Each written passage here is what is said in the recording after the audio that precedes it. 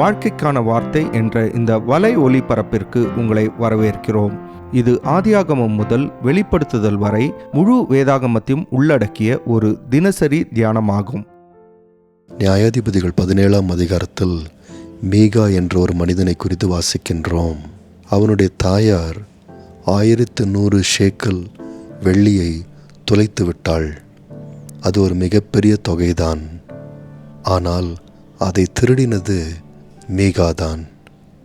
பின்பு கொள்ளையடித்தவன் மேல் தன்னுடைய தாய் ஒரு சாபத்தை கூறியிருக்கின்றாள் என்று மீகா அறிந்தவுடனே அவன் திருடின வெள்ளியை திரும்ப கொண்டு வந்து தாயிடத்தில் கொடுக்கின்றான்.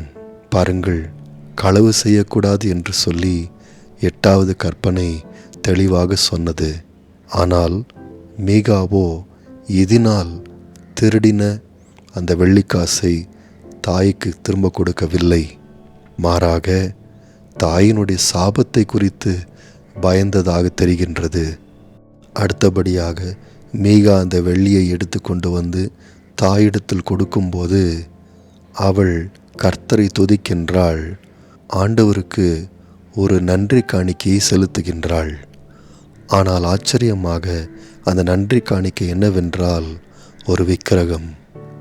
3ஆம் 4ஆம் வசனத்தை நாம் வாசிக்கும்போது, அவன் அந்த 1100 வெள்ளிக்காசை தன் தாயினிடத்தில் திரும்ப கொடுத்தான். அவள் வெட்டப்பட்ட ஒரு சொரூபத்தையும் வார்ப்பிக்கப்பட்ட ஒரு விக்கிரகத்தையும் உண்டு பண்ண, நான் என் கையிலிருந்து இந்த வெள்ளியை என் மகனுக்காக முற்றிலும் கர்த்தருக்கென்று நியமித்தேன். இப்பொழுதும் இதை உனக்கு திரும்ப கொடுக்கிறேன் என்றாள். அவன் அந்த வெள்ளியை தன் தாய்க்கு திரும்ப கொடுத்தான்.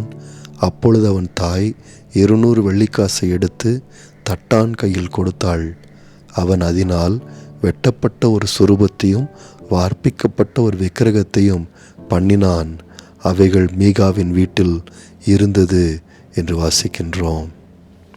நண்பர்களே, 1ஆம் 2ஆம் கற்பனை மற்ற தேவர்களை வழிபடக்கூடாது என்றும் வார்ப்பிக்கப்பட்ட ஒரு சுரூபத்தை உருவாக்கக்கூடாது என்றும் மிக திட்டவட்டமாக தடை செய்தது. ஆனால் இங்கே மீகாவின் தாயார் ஆண்டவரை குறித்து பேசினாலும் ஆண்டவருக்கு பிடிக்காத ஒரு சுரூபத்தை செய்து ஆண்டவருக்கே அவள் காணிக்கையாக கொடுக்கின்றாள். இதனுடைய அர்த்தம் என்னவென்றால், மீகாவின் தாயார் தான் நினைத்த விதத்தில் கர்த்தரை ஆராதிக்கின்றாள். இது மாத்திரமல்ல, மீகாவும் கர்த்தரை ஆராதிக்கிறதாக பார்க்கின்றோம். ஆனால் 5ஆம் வசனத்தில் நாம் வாசிக்கும்போது, மீகா சுவாமிக்கு ஒரு அறை வீட்டை நியமித்து வைத்தான். அவன் ஒரு ஏபோத்தையும் சுரூபங்களையும் உண்டு பண்ணி தன் குமாரரில் ஒருவனை பிரதிஷ்டை பண்ணினான். இவன் அவனுக்கு ஆசாரியனானான் என்று படிக்கின்றோம். நண்பர்களே, இன்றைக்கும் இப்படிப்பட்ட சூழலில் நாம் வசிக்கின்றோம். சில விசுவாசிகள் கர்த்தரை பின்பற்றுகிறோம் என்று சொல்லுகின்றார்கள். ஆனால் அவர்களுடைய சொந்த வழிகளில் கர்த்தரை பின்பற்றுகிறார்கள். ஆண்டவரை குறித்து சில நேரங்களில் தவறான எண்ணங்களை வைத்திருக்கின்றார்கள். நியாயாதிபதிகளின் ஆக்கியோன் ஏன் இப்படிப்பட்ட நிலைமை இஸ்ரவேலில் இருந்தது என்று 6ஆம் வசனத்தில் சொல்லுகின்றார். அந்நாட்களில் இஸ்ரவேலிலே ராஜா இல்லை. அவன் தன் பார்வைக்கு சரிபோனபடி செய்து வந்தான் என்று சொல்லுகின்றார். பாருங்கள், வேத எழுத்தாளர் சொல்லும் இந்த வார்த்தைகளை நாம் தவறாய் புரிந்து கொள்ளக்கூடாது. இஸ்ரவேலில் ராஜா இல்லாத காரணத்தினால்தான் இப்படிப்பட்ட நிலைமை இருந்தது என்று அவர் சொல்லவில்லை. இல்லாவிட்டால் இஸ்ரவேலில் ராஜா ஒருவர் இருந்திருந்தால் இந்த பிரச்சனை இருந்திருக்காது என்று அவர் சொல்லவில்லை. ஏனென்றால் பிற்காலங்களில் ராஜாக்கள் இஸ்ரவேலில் இருந்தார்கள். ஆனால் அவர்களே கர்த்தருக்கு கீழ்ப்படியாதவர்களும் அவர்களே விக்கிரகங்களை பின்பற்றுகிறவர்களுமாய் இருந்தார்கள். ஆகவே இஸ்ரவேலுக்கு ஒரு ராஜா தேவைப்பட்டது என்று வேத எழுத்தாளர் சொல்லவில்லை. மாறாக இஸ்ரவேலுக்கு ராஜாக்கள் இல்லாத நாட்களில் அவன் தன் பார்வைக்கு சரிபோனபடி செய்து வந்தான் என்று சொல்லுகின்றார். அதாவது இஸ்ரவேல் கர்த்தருடைய நாமத்தை பயன்படுத்தினாலும் கர்த்தரை தன்னுடைய சொந்த வழிகளில் பின்பற்ற ஆரம்பித்தது. 7ஆம் வசனத்திலிருந்து நாம் தொடர்ந்து வாசிக்கும்போது மீகாவை குறித்து நாம் வாசிக்கின்றோம். இப்பொழுது மீகா ஒரு இடமில்லாமல் இடத்தை தேடி வந்திருக்கின்ற ஒரு ஏழையான லேவியனை கண்டுபிடித்திருக்கின்றான். 10ஆம் வசனத்தில் இந்த லேவியனிடத்தில் மீகா சொன்னதை வாசிக்கின்றோம். அப்பொழுது மீகா, நீ என்னிடத்தில் இரு, நீ எனக்கு தகப்பனும் ஆசாரியனுமாய் இருப்பாய். நான் உனக்கு வருஷத்திலே 10 வெள்ளிக்காசையும் மாற்று வஸ்திரத்தையும் உனக்கு வேண்டிய ஆகாரத்தையும் கொடுப்பேன் என்று அவனிடத்தில் சொன்னான்.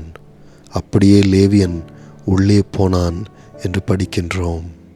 பாருங்கள், 5ஆம் வசனத்தில் மீகா தன்னுடைய வீட்டில் ஒரு கோயிலை வைத்திருந்தான் என்றும் அங்கே ஏபோத்தையும் சில விக்கிரகங்களையும் வைத்திருந்தான் என்றும் நாம் படித்தோம். தன்னுடைய சொந்த மகனையே தனக்கு ஆசாரியனாக ஏற்படுத்தி வைத்திருந்தான் என்று பார்த்தோம். இப்பொழுது 12ஆம் வசனத்தில் மீகா அந்த லேவியனை பிரதிஷ்டை பண்ணினான்.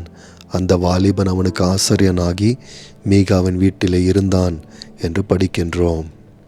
நண்பர்களே, லேவியன் என்றால் கர்த்தருடைய ஆலயத்தில் கர்த்தருக்கு பணிவிடை செய்ய வேண்டியவனாயிருக்கின்றான். ஆனால் இந்த லேவியனோ இப்பொழுது மீகாவினுடைய கோவிலில் அவனுடைய ஏபோத்தையும் அவனுடைய விக்கிரகங்களையும் பார்த்து கொள்ளக்கூடிய மீகாவினுடைய தனிப்பட்ட ஆசாரியனாய் இப்பொழுது மாறிவிட்டான். இந்த அதிகாரத்தின் 13ஆம் வசனத்தில் இப்படியாக நாம் வாசிக்கின்றோம்.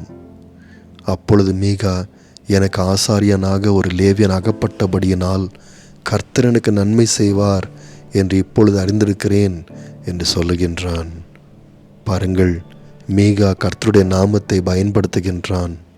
ஆனால் கர்த்தருடைய நியாயப்பிரமாணத்தையோ கர்த்தருடைய வழிகளையோ முற்றிலும் அறியாதவனாய் இருக்கின்றான். மற்ற தெய்வத்தின் விக்கிரகங்கள் இருக்கும் தன்னுடைய கோயிலில் ஒரு லேவியனை ஏற்படுத்தி விட்டபடியினால் கர்த்தர் அவனை ஆசிர்வதிப்பார் என்று நினைக்கின்றான். நண்பர்களே, இன்றைக்கும் கர்த்தருடைய வசனத்தை சரியாக விசுவாசிகள் புரிந்து கொள்ள வேண்டும் என்ற ஒரு தேவை அதிகமாயிருக்கின்றது. கர்த்தருடைய பிள்ளைகள் இன்றைக்கும் ஆண்டவரை தங்களுடைய சொந்த விதத்திலும் தங்களுக்கு ஏற்புடைய விதங்களிலும் பின்பற்ற முடியும். மனிதர்கள் சத்தியத்தை அறியாது இருக்கும்போது தங்களுடைய சொந்த மதத்தை உருவாக்கி கொள்வார்கள். அதற்கு கிறிஸ்தவம் என்றும் பெயரிட்டுக் கொள்வார்கள். அதாவது ஆண்டவரை தங்களுடைய சொந்த வழிகளில் பின்பற்ற ஆரம்பிப்பார்கள். ஆகவேதான் எபேசியர் 1ஆம் அதிகாரம் 17ஆம் வசனத்தில் அப்போஸ்தலனாகிய பவுல் எபேசிய விசுவாசிகளுக்காக இப்படி ஜெபம் பண்ணினார். நம்முடைய கர்த்தராகிய இயேசு கிறிஸ்துவின் தேவனும் மகிமையின் பிதாவுமானவர் தம்மை நீங்கள் அறிந்து கொள்வதற்கான ஞானத்தையும் தெளிவையும் அளிக்கிற ஆவியை உங்களுக்கு தந்தருள வேண்டும் என்று அவர் ஜெபிக்கின்றார்.